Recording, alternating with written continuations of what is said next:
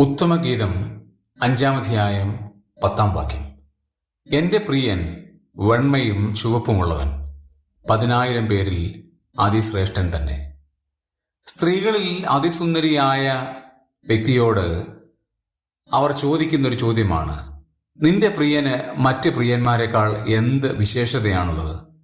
നീ ഞങ്ങളോട് ഇങ്ങനെ ആണയിടേണ്ടതിന് നിന്റെ പ്രിയന് മറ്റ് പ്രിയന്മാരെക്കാൾ എന്ത് വിശേഷതയാണ്?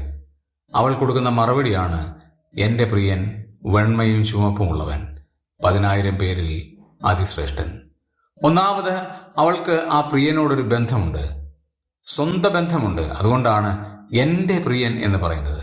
നമ്മുടെ പ്രിയൻ അല്ല, എന്റെ പ്രിയൻ.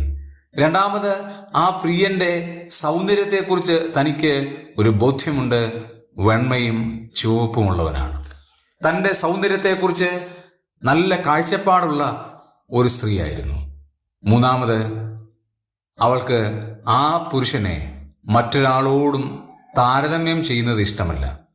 അതുകൊണ്ടാണ് എൻ്റെ പ്രിയൻ 10,000 പേരെക്കാൾ ശ്രേഷ്ഠനാണ്.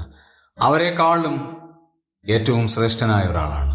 നമ്മുടെ വാഴ്ത്തപ്പെട്ട കർത്താവിനെ ഇങ്ങനെയുള്ള കാഴ്ചപ്പാടോടെ നമ്മൾ കാണുന്നുവെന്നൊരിക്കൽ നമ്മുടെ ജീവിതം എന്ത് നല്ലതാണ്. നമ്മുടെ കുടുംബത്തിലെ ഭർത്താക്കന്മാരെയും നമുക്ക് അങ്ങനെ കാണാം. എൻ്റെ ഭർത്താവ് മറ്റുള്ള 10,000 പേരെക്കാൾ ശ്രേഷ്ഠനാണ് എന്നുള്ള കാഴ്ചപ്പാട് കാണാൻ ദൈവം നമ്മെ സഹായിക്കട്ടെ.